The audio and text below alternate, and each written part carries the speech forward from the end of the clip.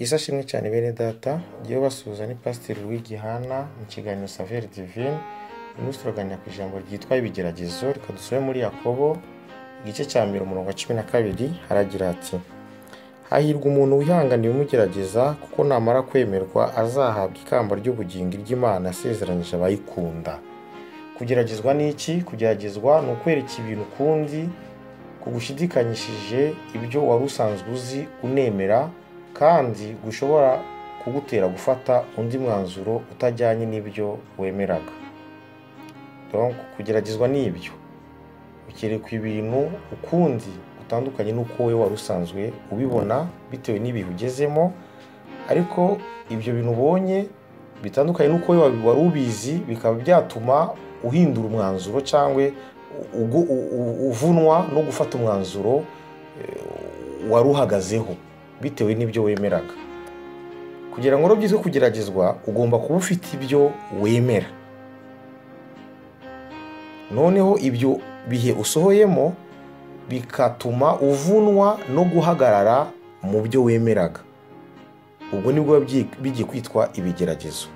Ariko iyo utari ufite na kimwe wemera, ubwo ibije byose nyine urabyakira. Iyo bije ari byiza uvuga ko ari amahirwe, byaza ari bibi uvuga ko ari ibyago cyangwa ari umwako. Ariko kugira ngo byitwe ibigeragezo, nuko biza wari ufite ibyo wemeraga, wari ufite ibyo wari uhagazeho, none ukabona ibyo bihe urimo birakunanije guhagarara mu mwanya wari urimo cyangwa kuguma ku cyemezo wari uhagazeho. Ibyo rero nibyo bita ibigeragezo, bikaza bigasa nkaho bigushidikanyishije ko ukuri wari wizeye kuri ukuri, amahoro wari wizeye akiri amahoro, inzira wari urimo ikiri nyayo, bikagamije kugira ko bikabisa nkaho bigamije mu by'ukuri kugushidikanyisha no kugutesha umurongo. Mu buryo bwo mu mwuka ni nkaho twavuga ngo umwanzuro wose utanejeje Imana ubunejeje Satani, ko Satani n'umwanzi w'Imana. Kugerageza rero bigomba gutandukanwa no guhanwa cyangwa kuneshwa, nk'uko dushobora kubyibwira. Kugeragezwa si ukuneshwa, kandi kugeragezwa si uguhanwa ku bw'amakosa umuntu yaba yakoze ayo ari yo yose. Reka rero turebe ngo kugeragezwa kuva hehe. Kugeragezwa iyo dusomye muri Matayo 4:1 tubona ko mu by'ukuri kuva kuri Satani. Aho ngaho tubona Yesu ajyanwa mu butayu kugira ngo ageragezwe na Satani. Satani rero niwe nyiri bigeragezo. Hano turabona ko Satani yagomba kugerageza Yesu mu butayu. Hanyuma ahandi hantu ibigeragezo biva ni kuri twebwe ubwacu. Nabyo tubisoma muri Mariko 7:20-23. Tubona ko mu mutima w'umuntu niho havamo ibintu bibi byinshi cyane bibumbiwe mu ijambo: kwifuza kubi, kurarikira ibibi, umujinya, biteye isoni. Ibyo bintu byose biba mu mutima w'umuntu, nabyo ubwabyo bishobora kumutesha inzira, bikamutesha kwihangana no gukomeza umugambi we. Umutima w'umuntu, kamere y'umuntu na Satani uko ari bibiri, nibyo bikurura ibigeragezo ku buzima bw'umuntu, ku buzima bw'umwizera Imana. Uruhare rw'Imana mu bigeragezo rero ni uruhe? Ko turabonye ko bituruka kuri Satani bigaturuka no kuri twebwe. Ntabwo hano tuvuze ko bituruka ku Mana ibigeragezo, ntabwo bituruka ku Mana. Ahubwo tugiye kuvuga uruhare rw'Imana mu bigeragezo. Imana ntabwo ari idutera ibigeragezo. Imana nta n'umuntu n'umwe iteza ibigeragezo. Hano ndavuga ko ntawe ibitera, nta n'uwibiteza, ariko tukabona ko Imana ibyemera, irabyemera ko bitubaho. Luka 22:31 irabyemera. Iyo dusomye mu nkuru za Yobu dusanga ko Imana yemereye Satani ko agerageza Yobu, ariko ikamubwira yuko atagomba kugira icyo akora ku bugingo bwe. Sibyo? None tukwibaza kuki none Imana ibyemera. Ahangaha ni nk'uko twavuga ngo kuki umwarimu mu by'ukuri aha umunyeshuri ikizame kije mu ishusho isa nkaho ikomeye kurenza imyitozo uwo mwarimu yakoranye n'uwo munyeshuri igihe kinini, ariko ikizame kikaza gisa nkaho gihinduye ishusho, gihinduye ubukana, kije gisa nkaho gikomeye. abiterwa n'iki? Si uwo mwarimu aba yigirije nkano uwo munyeshuri ntabwo abamukunda? Rero wakwibaza ngo kuki Imana yemera ibyo bigeragezo? Ni nk'ako na twakwibaza impamvu umwarimu yemera ko umunyeshuri yigishije bitoza, babihinduye imikino, babyoroheje, ariko ikizami cyaza kikaza umunyeshuri yatinye, yagize ubwoba, abira ibyuya, yihanagura, yandikisha bike zitandukanye, aca imirongo neza mu buryo butandukanye nuko yari asanzwe abikora mu myitozo. Abiterwa n'iki?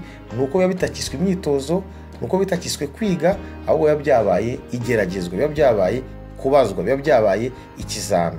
Igituma umwarimu yemera ko umunyeshuri anyura mu kizami, nacyo gituma n'Imana yemera ko umukristo anyura mu bigeragezo. Impamvu ni zimwe, nuko nyuma yabyo hariho kwambikwa ikamba ry'ubugingo, nuko nyuma yabyo hariho kuzamurwa mu ntera, nuko nyuma yabyo hariho kwemerwa no kugororerwa. Ingaruka z'uko kugeragezwa rero ni ukuhe? Nuko kubo binesha bibaremamo irari, iryo rari rikabaremamo icyaha, icyo cyaha kikabaviramo urupfu. Yakobo niko abivuga mu rwandiko rwe rwa mbere 14 na 15. Ingaruka z'ibyo bigeragezo nuko kubo binesha bibaremamo irari, irari rikabyara icyaha, icyaha kikabyara urupfu, hanyuma urupfu nyine ni Gehinomu, no kurimbuka.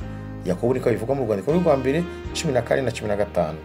Ariko ababinesha rero, ababinesha bo ingaruka nuko bahabwa ikamba ry'ubugingo. Niko twatangiye dusoma, abanesha benshi bahabwa ikamba nk'amakipe y'umupira, atari uko yatsinze buri gihe. Ahangaha akantu ushaka ko mwumva nuko ikipe mu rugero rw'ikipe y'umupira, ikipe yahawe ikamba yuko yabaye iya mbere, mu by'ukuri suko iba yaratangiye itsinda.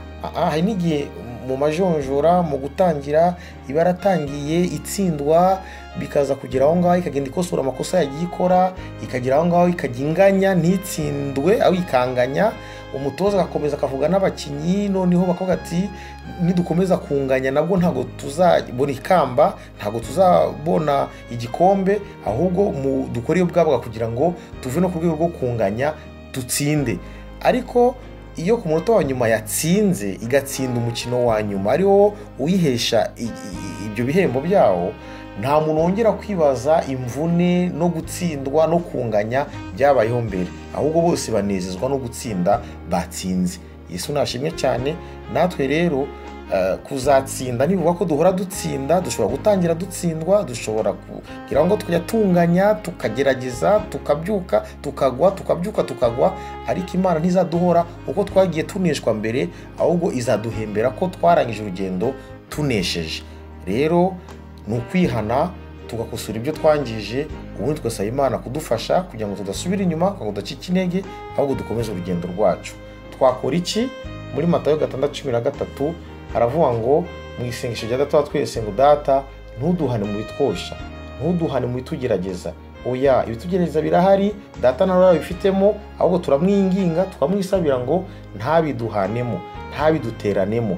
Iryo niryo sengesho tugomba gusenga, ko ni Yesu yari tusabye, Yesu aritwigisha ngo tujye tumubwira ngo ntabiduteranemo, ko birahari, ntabiduteranemo kuko biriho. Reka dusenge Imana kugira ngo wowe uri kugeragezwa utacika intege, utiheba.